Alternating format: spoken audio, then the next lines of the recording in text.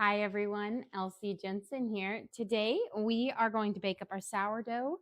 We're going to make some shrimp scallops with a garlic lemon pasta and a giant charcuterie board for our I want to say 4th of July, but it's not 4th of July, for our New Year's Eve kind of celebration snackcation type thing. So let's get our sourdough. There we go. We're going to score it and we're going to get it in the oven and have it bake up. Let's give it a nice expansion score.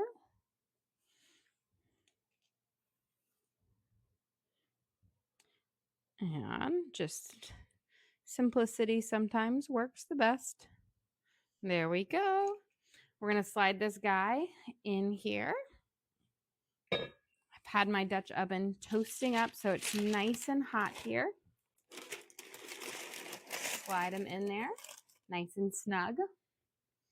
Put our lid on, and we're going to bake for 20 minutes at 500 and then 20 minutes at 450 with the lid off. So first 20 minutes with the lid on seals in that moisture, kind of gives it a steam bake without having to add extra liquid. It just has the natural moisture from it. Okay, let's do our 20 minutes.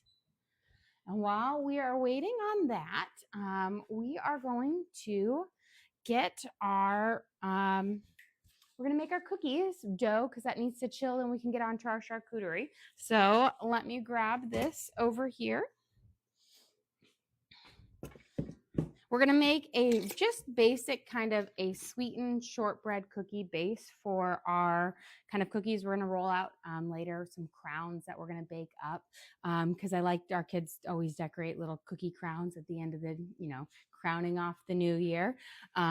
Cheesy, but it's just something we've done every year on here. And I have my little crown cookie cutter, which is really like a princess crown, but it's still a crown on there, but they'll decorate it. I've had it for a while. Let me grab my hand mixer here. Almost forgot the things and forgot to set this out. But we're going to start by creaming off. This is, again, a very basic recipe. It doesn't have a lot of ingredients in it.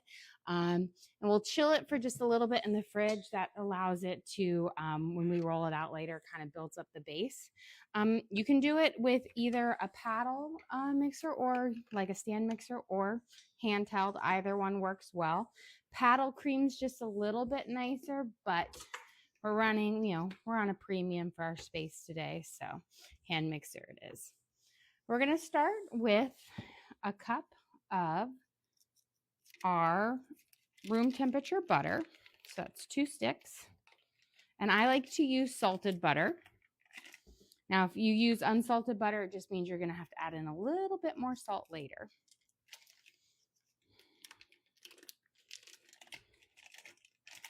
There we go. So we have a cup of butter, and then we are going to add in a 1/2 cup of powdered sugar. And the powdered sugar is what's going to give the melt in your mouth kind of texture to these kind of shortbread cookies. You can use granulated sugar, but it won't give you the same kind of texture. So it works best with the powdered sugar. We're going to cream our butter into our powdered sugar. Again, this works best if your butter is room temperature. And this dough is actually very similar to the Butter Dreams dough that I make on there, in the sense that it's, it's got a good hearty base to it. Same thing with my snowballs that I make. It's just a good shortbread, but we'll be able to roll this out later and make some cookies out of it. Here we go. Now we are going to add in a teaspoon of vanilla. Oh, just a pinch of salt, since we're using salted butter. But if you're using unsalted butter, you'd probably want to add in about 1/4 teaspoon of salt, or a little bit more. But 1 whole teaspoon of vanilla extract.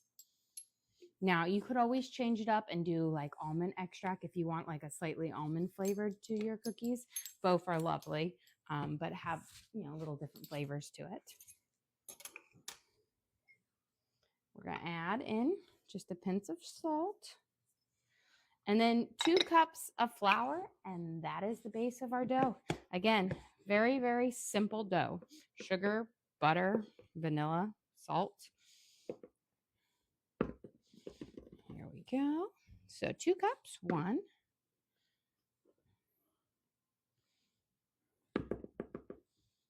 And 2. And then we're going to cream our butter and our butter sugar mixture into this.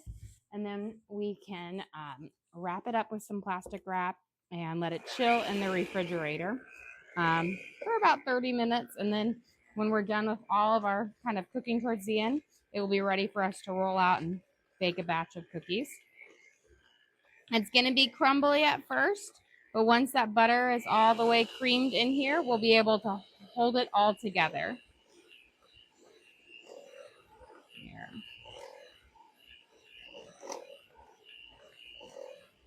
Now, if you use a stand mixer, this creams together a little bit easier. You won't need to use your hands for that final part at the end, but it works pretty much the same.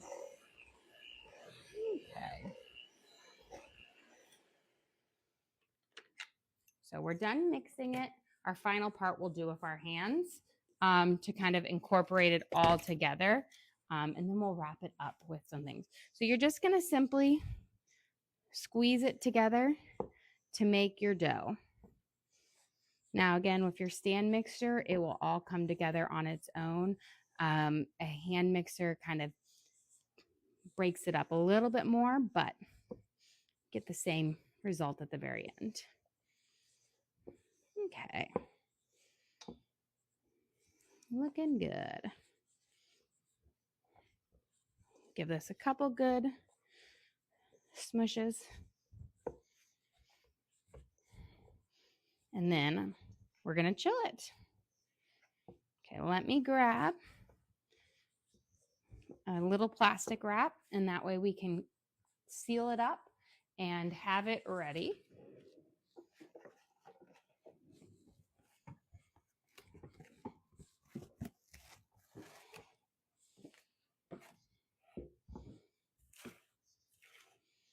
Here.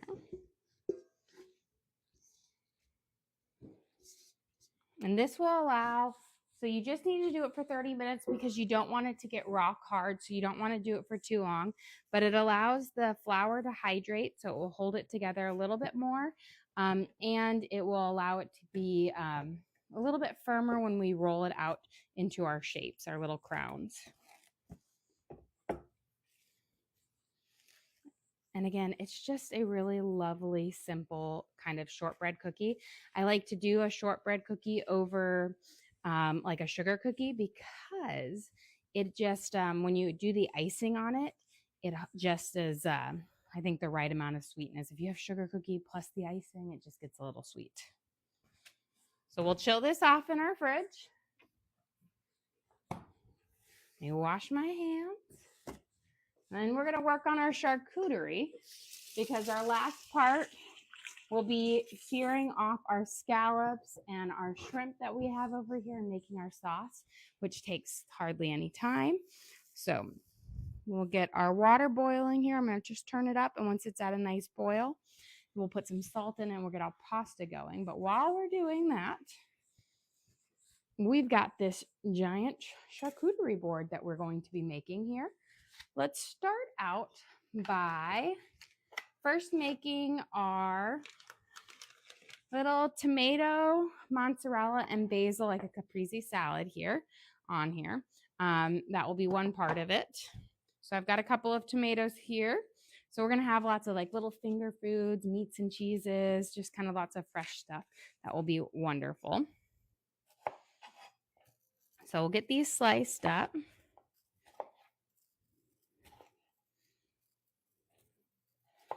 And get round. And I'm just going to cut a couple of them. Then we'll get our cheese going, and then I'll see how many more I need to go from there. But we're going to put fresh basil with this. And then I have some balsamic vinaigrette glaze, which gives you a little bit of the tangy and the sweet. And it's just lovely to drizzle over it. And I have a whole nother pack of tomatoes if I need some more. This is just something that's a little bit lighter and a little bit more fresh. That is just kind of nice to have. You have a question. Are your parents coming over tonight? Yes, they are coming over, which is why we're having a little bit earlier dinner. Normally they always go out to eat on there because they decided to get married on New Year's Eve. Therefore, they always would go out to eat and whatnot. But the restaurant that they had their reception dinner in burned down a couple years ago. So they haven't really had the need to want to go out anymore. And so then they asked, they're like, and they normally never join us, but they're like, oh, can we come over and join you this year? And I'm like, sure, why not? And so I was like, I'll throw together a charcuterie. Luckily, I have 1,000,001 things in my refrigerator to get this pulled together. Lots of cheeses and salamis. So we've got it going. And I don't know, I was just kind of craving seafood today. And so we're going to have scallops, pan-seared scallops, and shrimp. I have some of these colossal shrimp for our dinner tonight. Just a slightly lighter fare, not too heavy, because tomorrow is going to be a slightly heavier meal on it. Let's get our fresh basil out. Oh, this leaf. This thing's huge. I love the big basil leaves. We're going to put it out, and then we're going to put a bit of fresh mozzarella on each piece.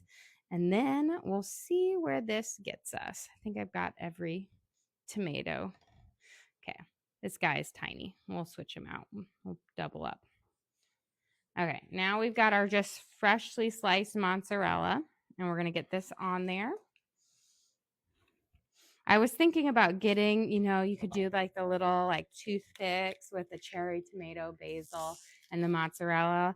And I was like, oh, I could do that, but this is a little bit easier to assemble. I don't have to thread a bunch of things through a toothpick. We'll put a piece of mozzarella on each one. Assemble this back together. Let's see if I need to cut any more tomatoes or if I'm going to have enough. I got a small one of these little fresh mozzarella ones, and so they don't go quite as far as the big ones. I think I may have almost perfectly. You know what we do? Whenever there's something like that, you just have to eat it.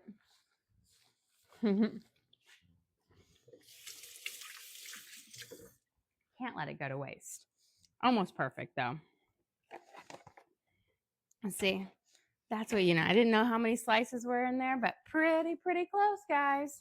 Let's slide this over here so I can clear off a little bit. Before we put this on there, what we're going to do is we're going to drizzle this with our little balsamic reduction or balsamic glaze.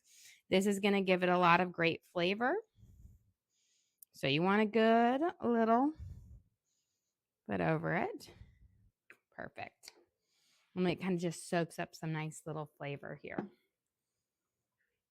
This is going to take up a good spot in the middle of our thing. And get a paper towel, wipe up a little bit of my tomato mess so that it won't be too damp when I'm doing some of my cheeses next. Okay. Let's get some of these bigger ticket items out of here, and then we'll finish up with the little stuff.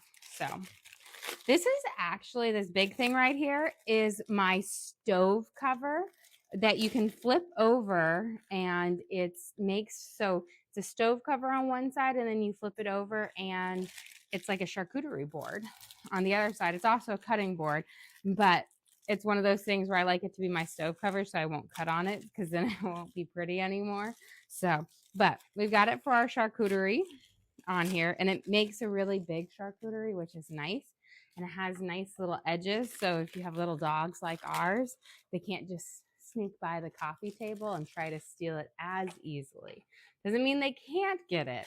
Just means it makes them work a little bit more. Okay. We've got our crackers. We got to get our variety of crackers in here. And I keep it old school, Ritz, wheat thins, and I've got some Townhouse snowmen because they're cute. But we just keep really, I don't go too bougie with the crackers because we just like, you like what you've always had. And my kids, they know if I try to do like an imitation Ritz, they know. We've got some of our little Christmas or my snowmen Ritz or Toll House. They're not Ritz, they're little Townhouse. Not even Toll House are cookies, guys. There we go. Cute little snowman there because everybody needs a little snowman. So we've got plenty of crackers there. Get the boring stuff out of the way. And for this, my husband's already trying to steal the stuff from it. Before we have anything, because my parents are here and they love olives just like me, I actually got some olives that we'll put out there, which I'm excited because I love a good kind of collection of olives. And it's funny how when you're younger, you don't like I did not like olives, but now I love olives.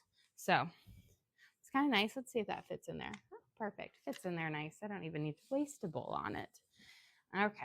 So, you know what? I might do it just to make it look nicer. It's going to bother me if I don't. There we go. Perfect.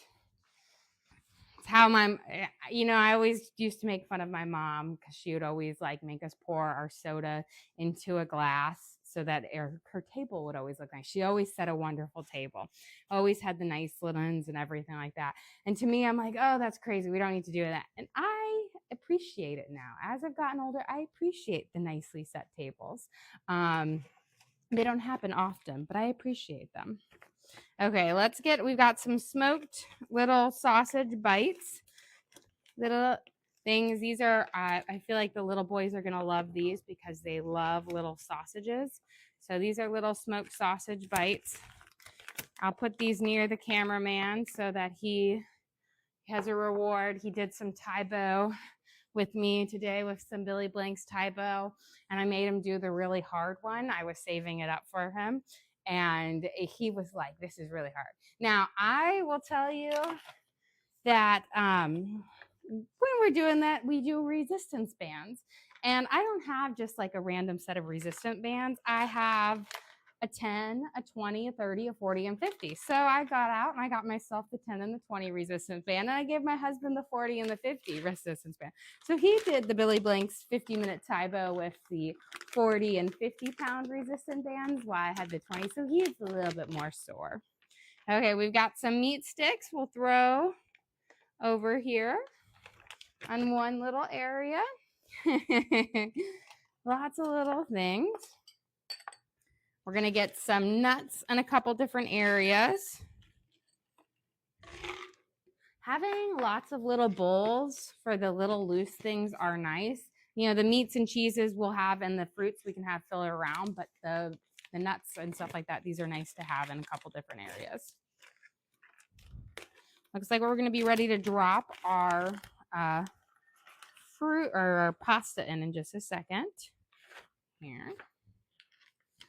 So we should have, you know what I might do? 2 little bowls of each of these. Spread the love out. My stepdad, he loves nuts. Every time he comes over, he raids our pantries. And then he conveniently lets me know when we're out of the nuts that he likes. He'll be like, by the way, the cashews are all gone, or the pistachios are all gone. And I was like, well, they weren't when I bought them, but I noticed you've enjoyed them.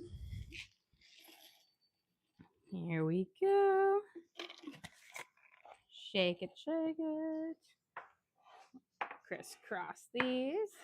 Now we just have to do filler around because we have got our fruit and cheese and some little meat fillers. See how easy it is to whip this up? Let's get our pasta going in here.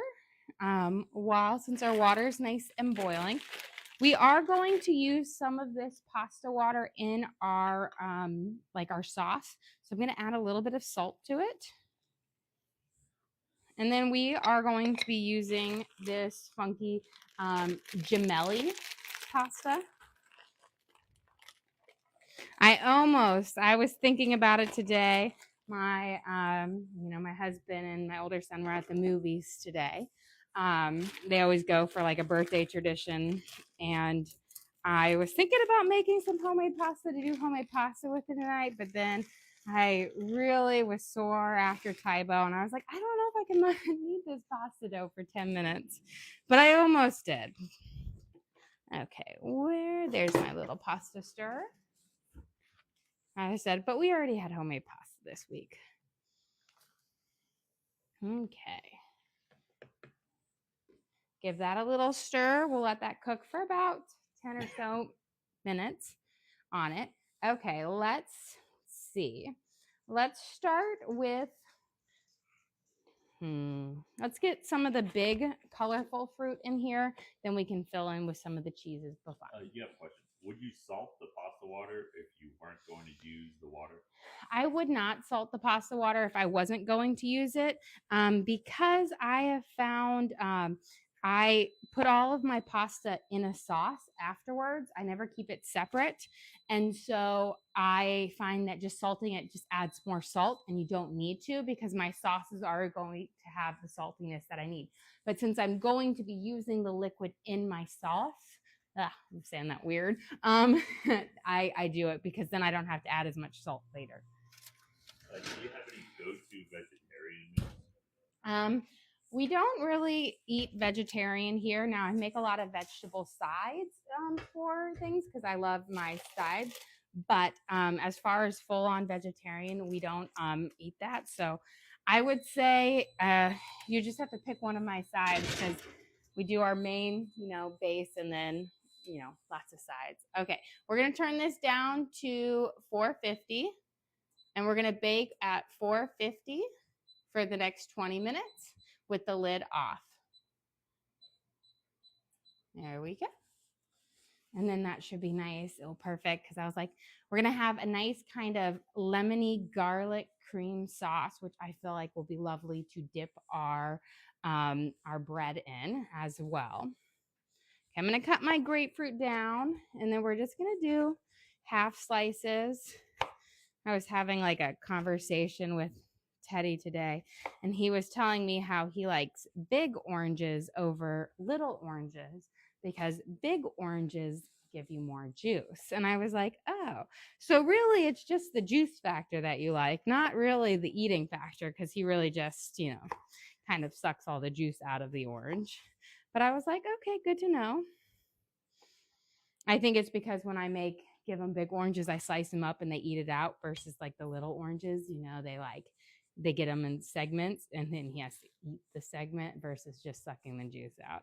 Okay, let's get our things going here. We'll put a couple slices around and you just want to add these in different areas to kind of break up the color here. We'll have lots of things. We got some nice fresh grapefruit because it's delicious. I'm going to get our fruit around because then we can have, our meat and cheeses at the end. We've got some little mandarin oranges here.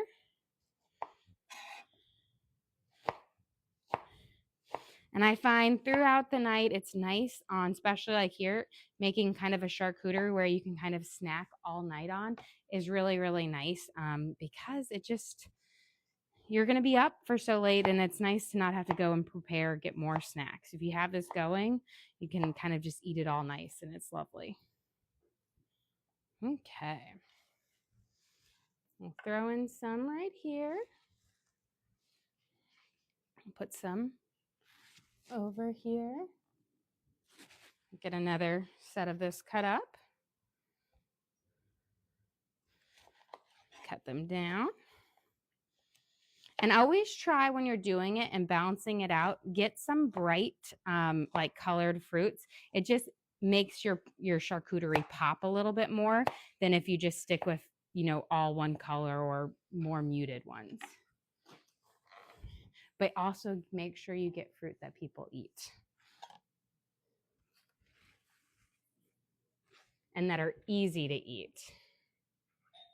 There we go. So we're going to get this. Oh, perfect. Okay. And then let's get we'll get some cherries out. Then we have some strawberries, raspberries, and we'll get that kind of moving.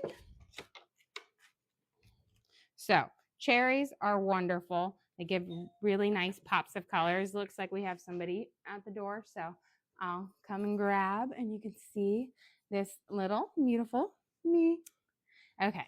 We'll do a little swirl here onto our charcuterie. We're going to add our pops of color here. We're going to add in some cherries over here, preferably not on our crackers.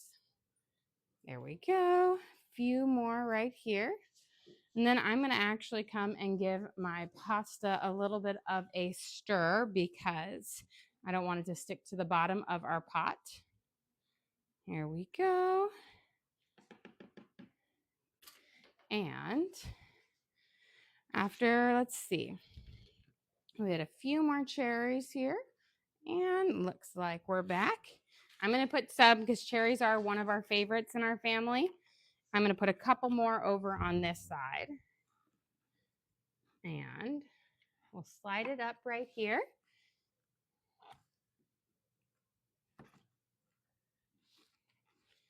Okay. So we've got our cherries down here. And let's get our raspberries out. Pop some over here. And then the nice thing is we'll do our filler in with our meats and cheeses everywhere else because those are more like bland in colors. And so those are great to spread out and fill everywhere else. Here we go. Got that assembled here. And let's get a couple of strawberries out there. We're doing quite well. We won't need all of these strawberries, so I'm going to take out kind of a big handful here. With the strawberries, I like cut the tops off. That way my kids actually eat the full part of them. There we go. And okay. So we'll just cut off our little top right here. That because if you've ever given a kid a full strawberry, I swear they'll eat like half of it and they leave like so much of it. And I'm like, the other day, like Eva was like, I want some strawberries. So she took it out, and then I was like, oh no, bring me your tops. I'm gonna cut off the green parts. And she had like 3 whole strawberries from the tops left over. So we're gonna have this, and then we'll be ready to add in some of our meats and cheeses. So it's kind of like a fruit tray, Okay. Let's get some strawberry. Oh, look at me. Already missed one. Get that on top. And put some right over here. Beautiful. Okay. Let me wipe down my cutting board. And let's start with our salamis. So I have quite the collection of salamis. So this is a peppered salami. It's not super spicy, but it has a little bit of like a peppery outside to it, which is always fun. You don't need the whole bit for this, so it's always great. You can save the other half for charcuterie time. So we're going to slice this up, and then we can add it into our base. Here we go. And this actually plays really well with like the white cheeses. That pepper and the white cheeses really work well together.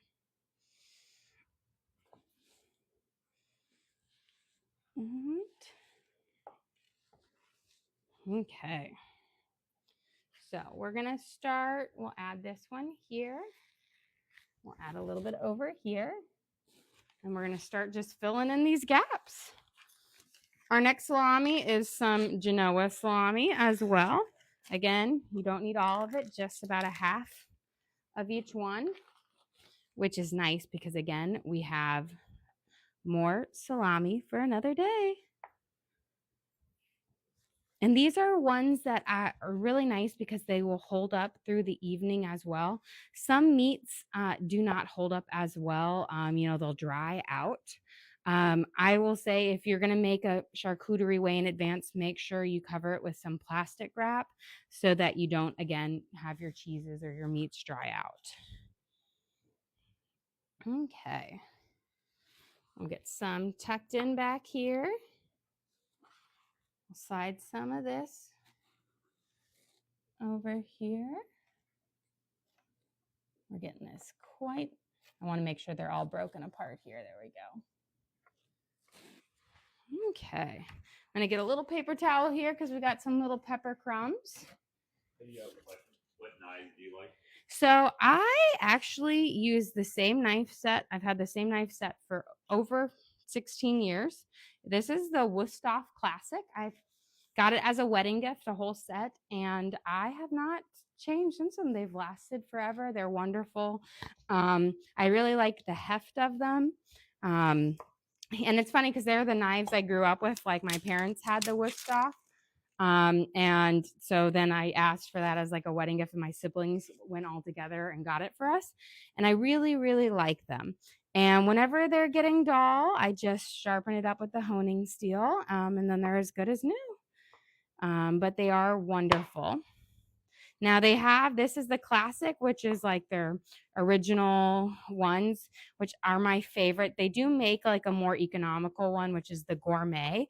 And the main difference between the gourmet and the classic, they're both very sharp knives, is the weight of the blade. So the gourmet is a very light blade. It's much thinner. And so it has a little bit more flexibility into it, but it's really sharp. So you don't have to kind of worry about whether it's going to cut really well or not. It's just the heft of it. Okay, let's slide this in as a summer sausage on it. Tuck this little piece here. Let's get some cheeses in here, and then we can fill in with some of our last little bits of it. So this is our charcuterie we're making up, and it's pretty fantastic for our for New Year's Eve. We've got lots of different things coming in, lots of little flavors. We've got our pasta cooking up and our sourdough cooking up in the oven. We'll work on the rest part of our dinner in just a second as we finish this up. So we have a bunch of just leftover kind of cheeses from the smorgasbord. We got especially things here, so we're gonna add some of these cheeses on here. The nice thing is having variety on there. So this is Pretty Boy cheddar that we're gonna slice up. This was a really big hit last time we made it. Delicious. The sharp cheddar. Then we've got a smoked Gouda, a smoked cheddar, a classic Gouda here. But we're gonna slice this down. And then I have a Havarti, like a Havarti dill that we're gonna add in. Do you have a question? What's the cheese on top of the tomatoes and basil? So that is fresh mozzarella cheese. So that's nice caprese salad. So kind of like a little hors d'oeuvre as well. So like a little bit more complete component of it with some tomatoes there, and just delicious. Okay. Let's add in some of I'm going to find a place that doesn't have any orange. Here's our Pretty Boy cheddar. This cheese place has just the most wonderful names for it.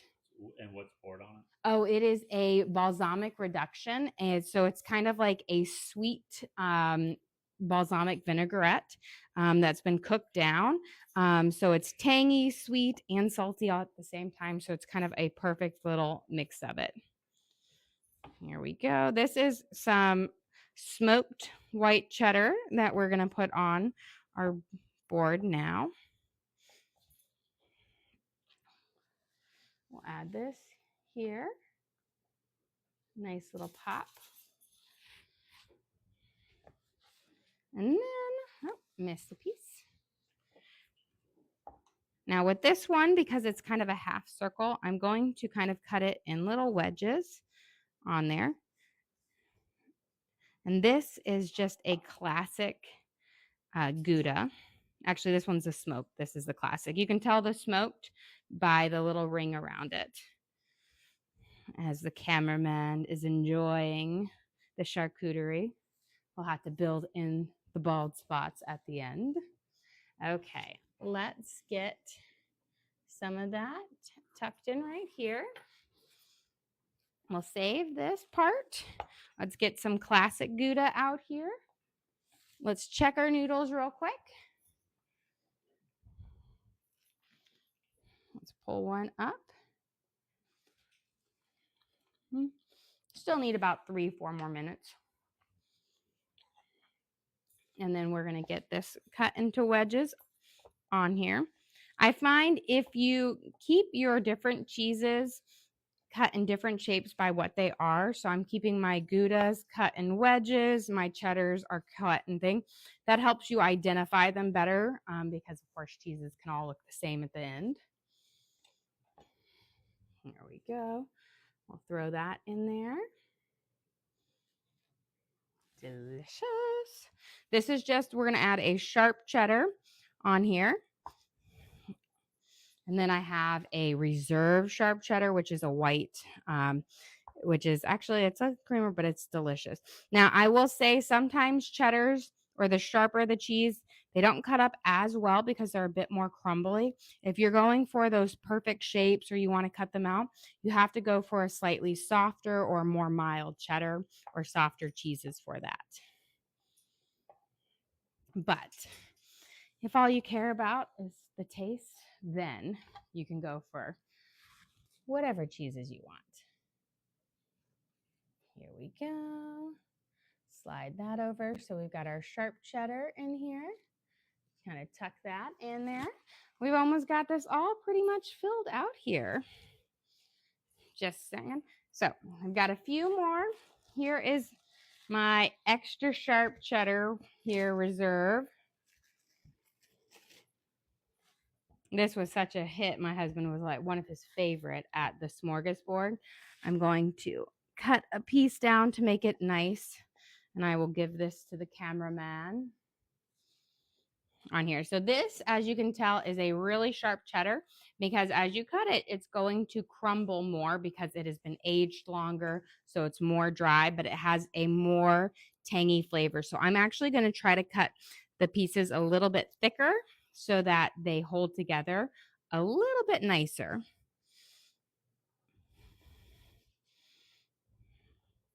This is your nice aged cheese, your sharp. If you want that real kick in your cheddar, you want to go for the older, the sharper. The more mild cheddars, the ones that are smoother, creamier, less powerful in their flavor. Those are the milds. Okay. Let's add a couple blocks of this over here. I'll add a couple blocks over here. And then I've got one more cheese that I'm going to cut up and a few more meats. And then our charcuterie board is done. And it's kind of got our feast here. This is our dill Havarti. You might think that's kind of a weird combination. It is actually, we got this cheese last year and we weren't sure we were going to love it because dill is such a strong flavor. It's, the pickle flavor. It was so good on it. Okay, I'm going to kind of cut these, and then we'll check on our noodles on there. And then once we reserve some of our stock or our, not our stock, but our starchy water, we can get working on searing off our, I keep wanting to say salmon, not our salmon, our scallops and our shrimp. We have some colossal shrimp scallops on there. For dinner, we're going to make a lemon garlic cream pasta. We've got our sourdough baking up on it. So lots of deliciousness for tonight. I'll put this all right here. Okay. Few more out here. This is by far my kids' favorite, and the most simple thing on here is just a good old like hard salami. And I just keep it simple with how I fold it on here. And we'll put it several spots because, again, this is their favorite. I kind of fan it just like that, and then they can pick it up. I find, like they have lots of people will do those little like salami rosettes where you put it in the bowl. The problem with a salami rosette is they're very difficult to take apart and eat. And now if you're family, that's fine. But if you're a guest, you can't really pull it apart and use your hands if you're a guest at a place. So, you know, when you're thinking about making it, try to think about how people are going to eat it. So if you can easily grab it with a fork, sometimes that's the easier method, or tongs. Of our family, we're all just going to dive in and eat it. I'll put this one over here. Tuck it under. Perfect. Okay. And I've got my prosciutto, and then we are just about done here. Now with the prosciutto, it is a tricky one to do. I simply roll it up into nests like this, and then you can tuck your nests in, and then people can pull up a nest. It's really hard to cut prosciutto evenly because you have to kind of cut it through. It tears, but it is delicious on your charcuterie plate. I do have a question. Where did you get the large board? This large board, I got it on Amazon. I actually have it in my Amazon storefront.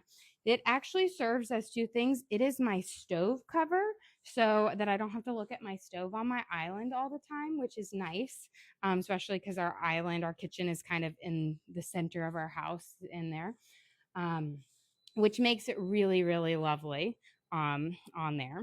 And you can flip it over, and it's a giant cutting board. Okay, let's go grab our sourdough out of the oven. We'll have that sit, and then we can work on the rest of dinner, which actually is going to cook up so fast because seafood is quick and delicious.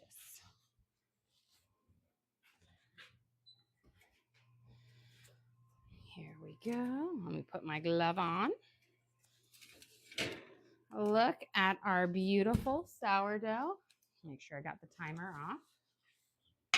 We'll put it right here. We're going to take it out of our bag or our pot because we don't want it to continue cooking on the bottom.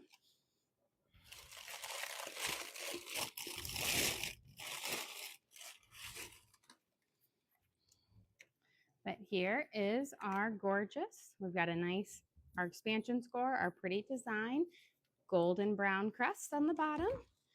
And it'll be perfect for our dinner.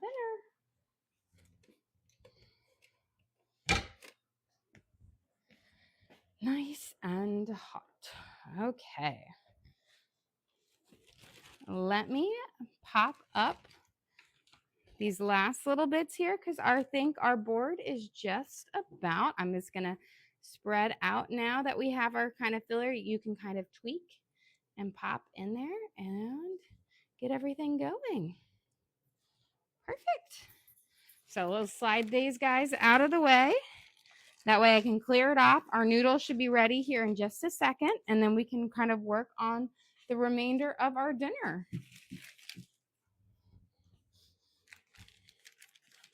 Okay. slide up in there. But this is a nice little hors d'oeuvres as you're waiting, watching the throwbacks of all the shows. They always do the countdowns, the previous ones. This will work. Let me give this a quick wipe off.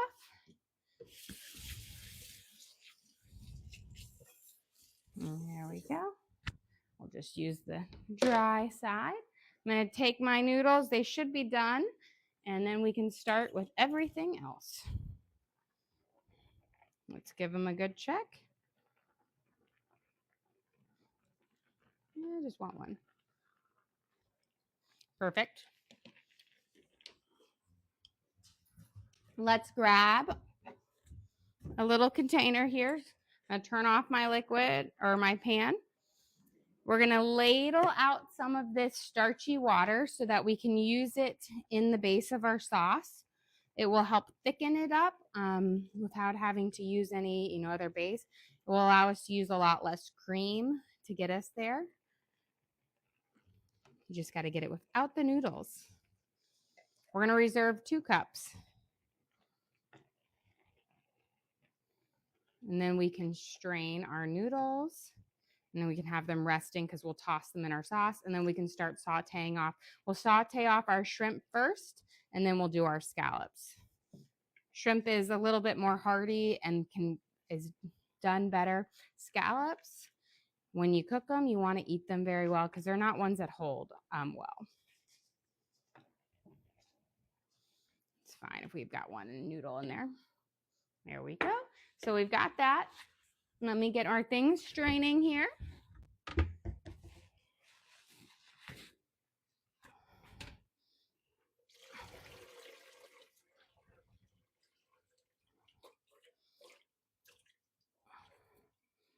We can have this rest here. We'll have it sit next to our sourdough bread as it's cooling. I'm going to get my other big pan out here.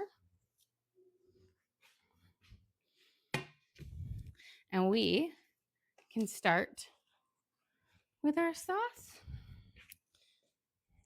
We are going to put in about 2 tablespoons of butter, maybe a smidge more in here. Just give it a little pinch. Perfect. When we cook off our shrimp and our scallops, we're going to do it in a mixture of oil and butter. Oil allows us to cook it a little bit higher than the butter, but the butter will give us the really nice flavor.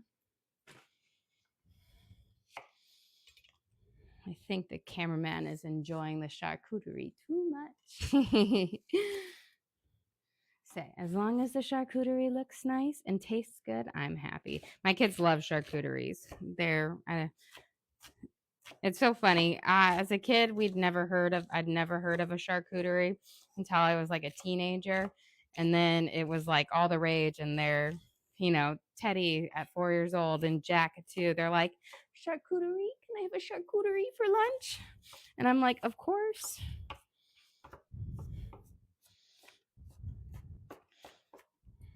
Here we go. So we're going to mince up our onions.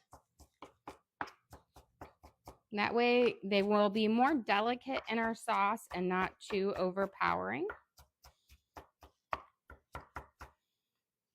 Perfect.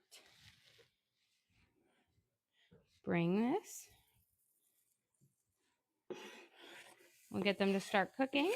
I'm going to turn and have this cook over about a 4. I don't want it too high, nice and low, because I want them to kind of caramelize first on it.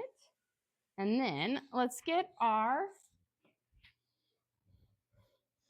scallops and our salmon, or not salmon, I don't know why I keep saying salmon. Our scallops and our shrimp over here. I have them patted dry because in order to get the best crispness on them, especially since they were frozen first, you want to really make sure you have them nice and dry. That way they will really get a good saute on them. We're going to keep our seasoning really, really simple here. Just garlic, salt, and then at the end, we'll squirt a little bit of lemon juice over them as well. So a little sprinkle here. over the top.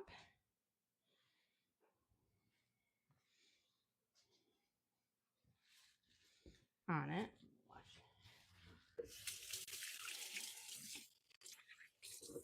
And then before I flip my hands over, I want to make sure they're washed up well. We're going to flip each one over so we can salt the other side. There we go. But I find simplicity works well with scallops and the shrimp. The butter and the garlic salt are really all you need. These are going to cook up really fast with the shrimp. You'll know they're ready once they turn a nice bright pink. With the scallops, it's about a minute on each side, if even. If your pan is nice and hot, they'll cook up nice and easy. Okay.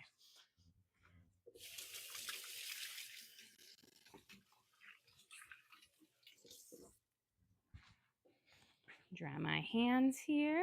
Let's get this.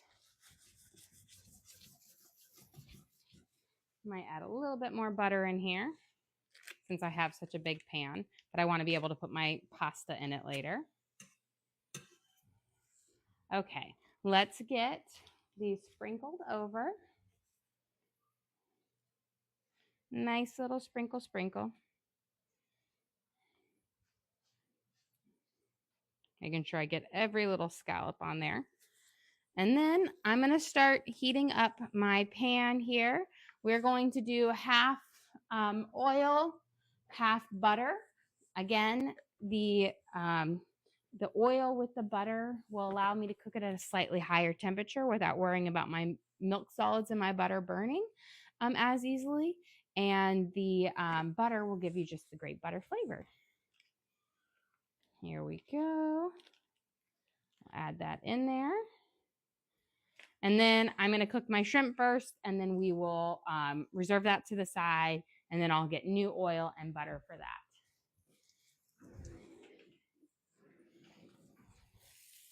Let's get our onions here. Give this a good toss. This is going to be for our sauce, which we're going to be, it's just going to keep it really, really simple today. Oh, what type of pans do you use? So this is my 6-quart all-clad saute pan, which I love. I call it my pasta pan because I can make my big pots of like pasta because I can make the sauce and then toss the noodles right in there. So for my all metal cookware, I use all-clad, and then for my non-stick, I use hex-clad on here. So this is the 12-inch frying pan from hex-clad. I love them both. I've had these for over 16 years because they were a wedding gift. And so they have lasted forever with me. And then I made the transition to hex-clad a little over 2 years ago. And I will say I am giving them really good reviews because I have not damaged them yet. And that's always your fear when you buy a non-stick pan is you're going to ruin them. I haven't done it yet. They clean up really easily, and I like them. So I think that's a nice little bonus with them. So I do recommend them both. I actually have them both in my my Amazon shop because I do their stuff. If I have it in my kitchen and I like it, I put it in there to share with everybody because, you know, that's what cooking is about. It's about sharing. Okay, so with asparagus, you always want to cut off the bottom inch or so. That bottom part is really dry and fibrous, and it's not going to be delicious at all. It will be like chewing on a stick. So you definitely want to make sure you cut it off. You're not wasting anything. You're only getting rid of the bad part. And then we're going to have this actually in our pasta sauce. So it'll be lovely. I'm going to give this a little stir here, and then we're going to turn it down just a smidge to about a 4. But I'm going to cut my asparagus at a slight angle. That way they look a little bit more bougie in here.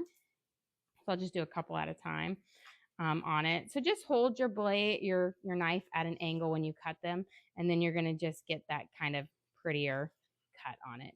You don't need a fancy, you know, mandolin or anything like that to get it. You just have to hold your blade at a slant.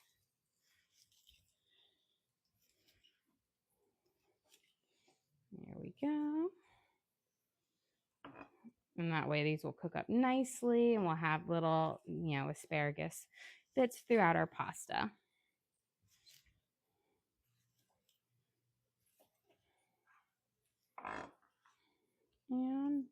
last ones.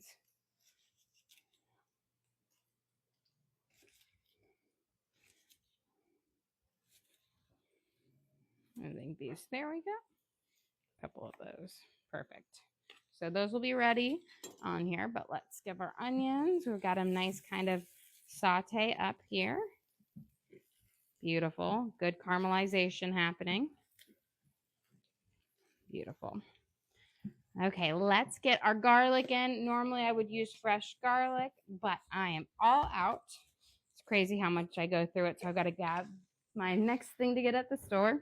But I always have my little garlic on hand because it's always great in a backup. We're going to use a good heaping spoonful of this. We're going to pop it in there. Keep an eye on it because it will toast up really quickly and you don't want it to burn. There we go. I'm going to let that saute for just a second, bring out those flavors. And then we're going to add our asparagus in. And then I think our shrimp, our first round, I'm going to give this a nice swirl. We'll be ready to cook off our first round of shrimp. Here. I'm going to just coat up our asparagus with all of that nice onion and garlic butter on here. All nice flavor. Beautiful. And then let's get our shrimpies in the pan. Now, shrimpies are going to take no time at all to cook up. You will know that they're ready once they turn a bright pink and you see no more gray. Yeah, question. What do you season the shrimp with? Just garlic sauce, garlic salt. We're cooking them in this butter oil mixture. And then, of course, they're going to go into our pasta at the end. So they'll be kind of coated in a lovely sauce. So nothing over the top with them. Judy sent you. Well, thank you, Judy. We appreciate that. Here we go. I'm just making sure each one of my little shrimpies here have a little spot on the pan. We'll just spread these out. That way they can get this nice little sear up on them. We'll flip them over and let them cook. And then we'll put them on a plate until we're ready to toss them into our sauce at the end. Here. Let me grab my little zester. And we are going to zest in some fresh lemon zest into with our asparagus. This is going to add this nice little burst of freshness to it, more so than the lemon juice that we'll add. The zest really gives you the power. So we've got that in there. Nice. And then I'm going to cut and we'll squeeze just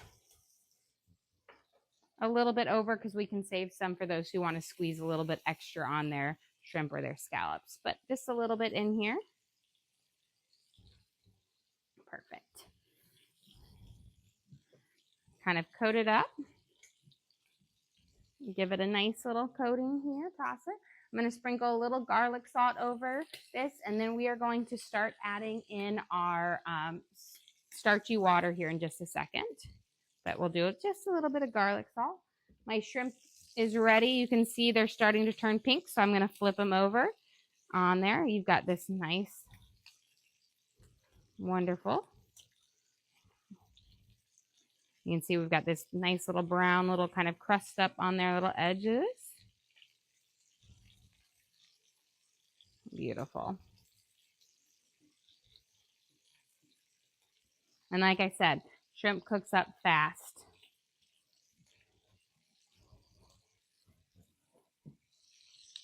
On here. And I'm cooking this over like a 6-7 again because we do have that butter base in here, so you don't want to go too high on there with the butter and the oil because you don't want to burn those milk solids.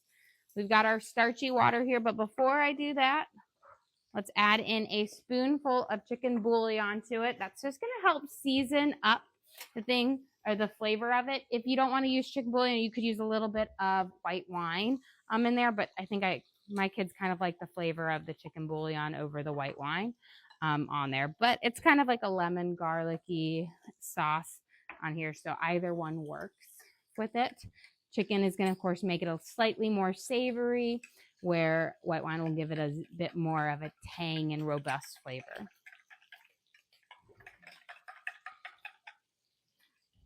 Now, we're not just going to pour all of this in at one time. We're just going to pour a little at a time. Mix it up, kind of coat it. This is going to help steam our asparagus as well and kind of cook it. But make sure you deglaze that bottom of your pan. Beautiful. I'm going to grab a plate to take our shrimp off. What? Oh, well, thank you, D-Mac. We appreciate that. Let's get our shrimpies off. You see that they are nice and pink all the way through, which means they're cooked up. Don't leave them on too long. Again, when you take them off, they continue to cook. So you want to make sure, that they're pink, but don't leave them on, because the longer they cook, the rubberier they get.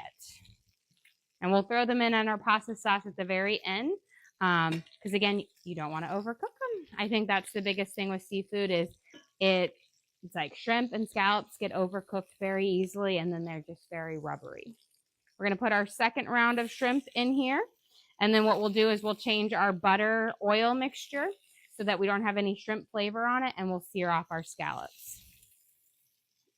And that one I'll go a slightly bit more butter on it, because I really love that butter crust on a scallop, that really brown color on it, just delicious.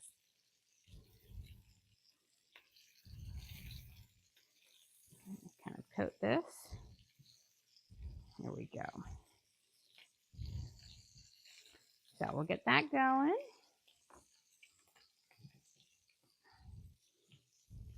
You can see we've kind of got a rich, more velvety sauce in here, which is wonderful. That's what using that starchy water gives you.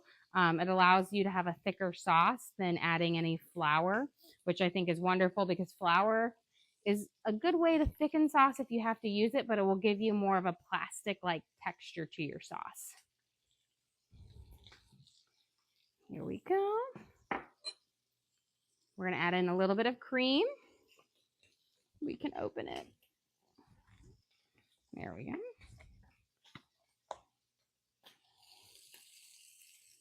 Nice little splash.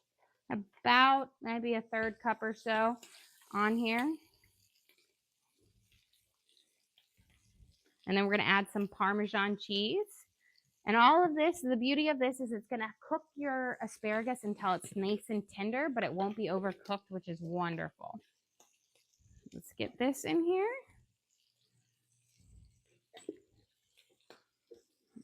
Our shrimp are just about ready to flip over. You can tell when they're ready to flip is when you start to see that pink shining through. Beautiful.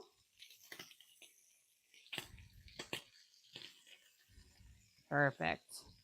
We got these nice little like seasoned crusty bits on them from the garlic salt, which is going to have so much flavor. Beautiful. So we'll have those off here in just a second. Like I said, so quick. Can you go over what's on the trunk? Again, we just patted them dry, and then we just sprinkled garlic salt over them, and then we're cooking them in a mixture of butter and olive oil so that they get a good kind of, you get that butter flavor, but a kind of a higher cook on it.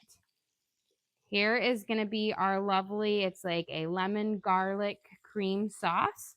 Grab a spoon here so we can taste this. See if I want to add any more of anything in here. Could you use garlic powder instead of garlic salt? Garlic powder is more grainy, and so it doesn't quite have the same texture as garlic salt. It doesn't kind of dissolve as nicely, so it would leave a grainier texture on your shrimp. And then you would have to use also salt with it. So I personally prefer garlic salt over using garlic powder, just because it is a texture thing and that flavor in it. And then when you use it, you don't have to use any extra salt. Let's get our shrimp off here.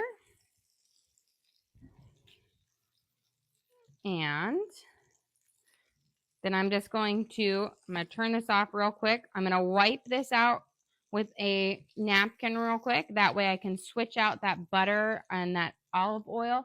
That way my scallops will just sear in their own flavor with none of the shrimp. We're about ready to toss our pasta into our sauce. Just take a paper towel, spread it around. This is the best way to get up residual oil and stuff. Perfect. And now we can add a little bit more fresh base to it. I'm going to turn it out, and then we're going to add our butter in here.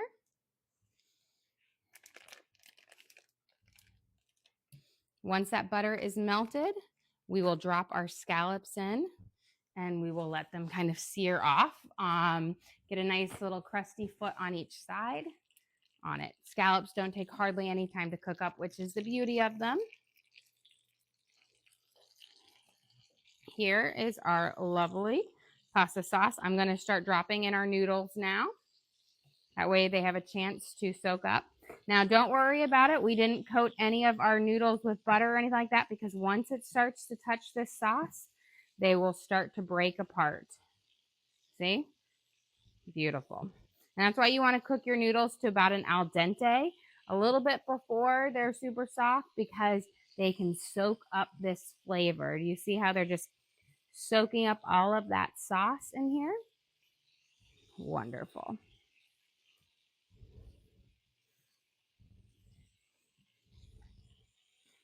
And I'm going to turn this down really low.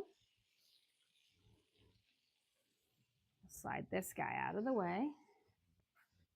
Can you go over what's in the pasta sauce? So it is, we have our reserved starchy water from our cooking our pasta, lemon zest, garlic, onion, a little bit of chicken bouillon, cream, and garlic salt, Parmesan cheese. So just a nice kind of lemon, garlic, and some fresh lemon juice sauce, which is nice. It plays well with the seafood, almost like a shrimp scampi or a shrimp and scallop scampi here. And then with the asparagus, it all just works well. We're dropping our scallops in here.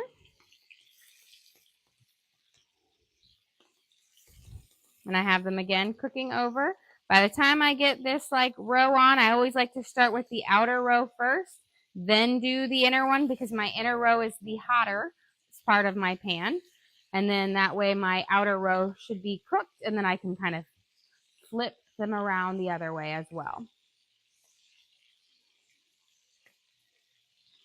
Just about 30 seconds more. So I'm going to sprinkle a little bit more Parmesan cheese on here. Can you substitute broccoli instead of asparagus?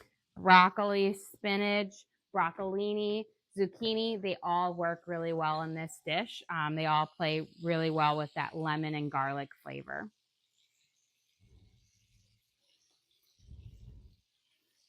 There we go. Okay, let's get these guys flipped. You'll have this nice little kind of crusty edge on them. Beautiful. That one needs a little more. Perfect. I'm going to rotate my pan.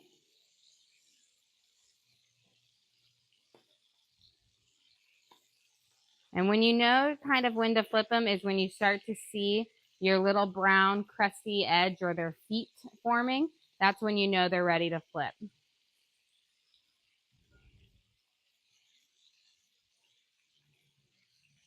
And then we'll slide these guys over. Here's our nice shrimp.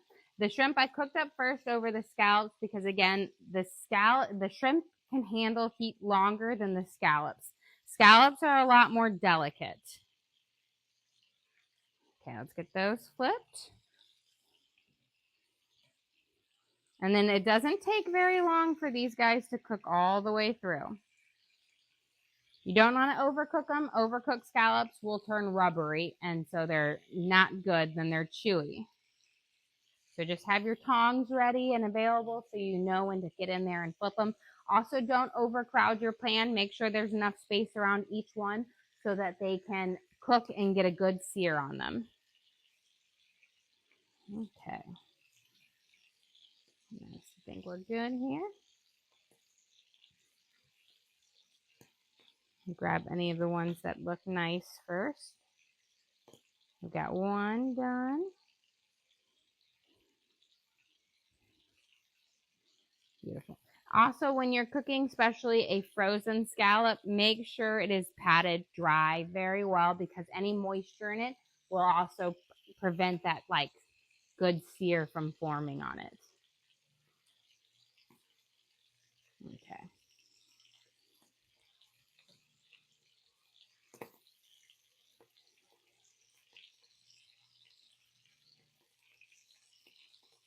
We got this.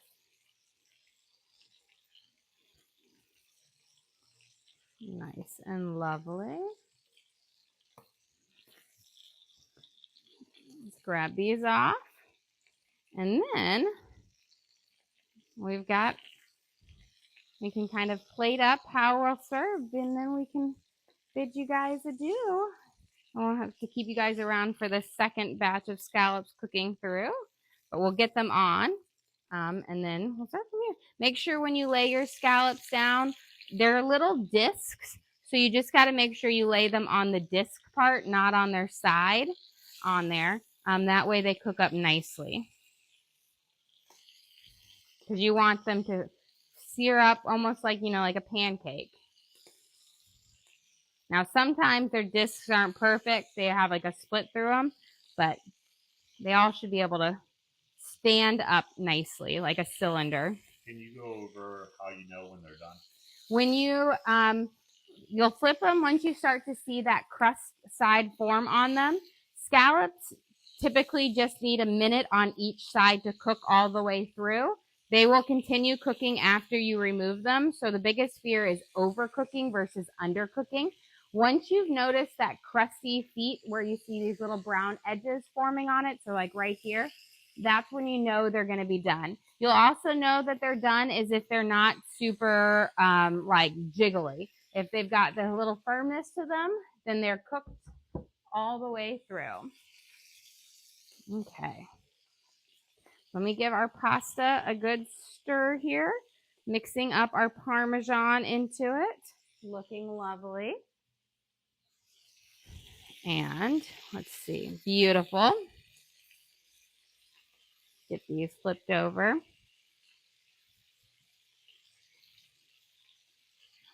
Perfect.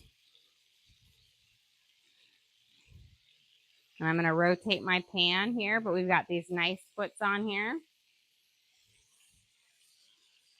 Gorgeous. And this is where I'm going to say you don't want to do it in all oil because the butter really gives you a golden brown color and the flavor of it. But this mixture of both butter and oil really just make it delicious. Get these last ones.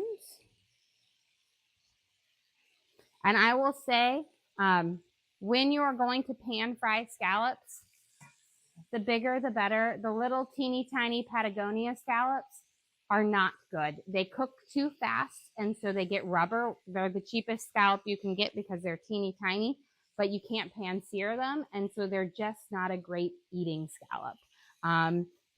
They're better in like a paella or whatnot where you're going to kind of cook it differently, but for pan searing, you can't sear them up well enough. They overcook really, really fast on it. Okay. Well, we've got our sourdough bread over here. These shall be done in about, 30 seconds here. Let me grab my knife. We can cut through our sourdough since it's had a chance to cool. Take a peek at its crumb here. And then by the time we get cut through it, we should, our sourdough or our scallops should be nice and done. Look at our beautiful crumb there. Lovely. a nice little tighter crumb. I am a one who, so you can see how soft it is, but I love my sourdough not to have super huge voids in it. Some people love theirs very airy, which means they proof it longer. I love mine with a slightly tighter crumb on it like that way, because if you try to spread butter on a very holy sourdough, you're going to get butter on your hands. So it's more about being practical when you eat. Okay, let's get these guys off. Looking gorgeous. Beautiful. Pop them up here. We've got our scallops going. Are the scallops breaded? No, that is just the garlic salt little bits crisping up. You typically can get 2 good pan sears off in a pan before needing to clean it, because the little bits will fry down into the grease. So those are actually just tasty little fried seasoned bits. Have a lot of flavor. It's the flaked garlic salt.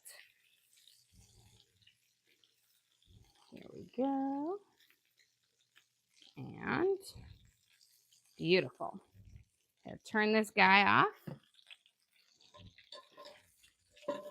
Bring this over here. And we are done with our feast tonight.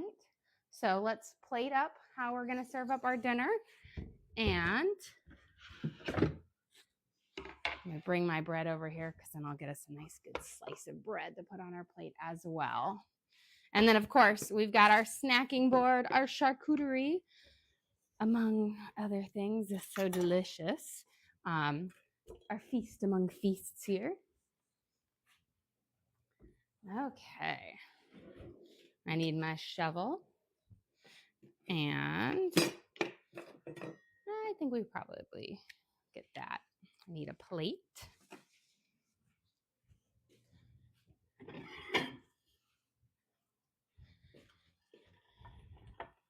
Okay. Let's get a slice of our bread here.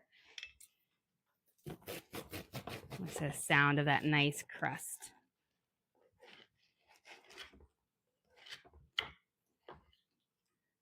Just look how soft and fluffy. Like, look how much you can squeeze this down. Just amazing. So for dinner tonight, we have our homemade sourdough bread with our lemon, garlic, and asparagus pasta. We use fresh lemon zest in there, garlic, onions, cream, Parmesan cheese, and it just has this really bright flavor to it. And then we're going to top it with our pan-seared shrimp and our pan-seared scallops. So it's almost giving you, and we use garlic salt to season these, like a shrimp scampi, a scallop scampi dish here. One more. So you've got a little bit of this. And then, of course, throughout the night, to really keep us well fed tonight, we have our charcuterie of charcuteries. This is a feast of a feast here for New Year's to keep us full until 2026.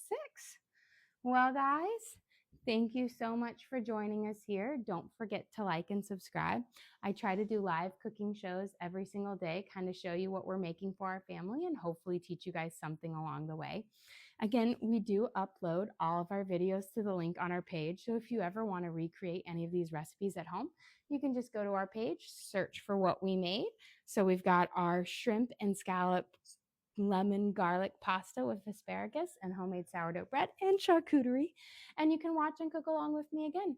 We also have a link to our Amazon storefront that has all of our different cooking gear and gadgets. I've got my all-clad, my hex-clad, I even got my giant charcuterie board in there for you guys to check out. But again, thank you so much for joining us here. Don't forget to like and subscribe.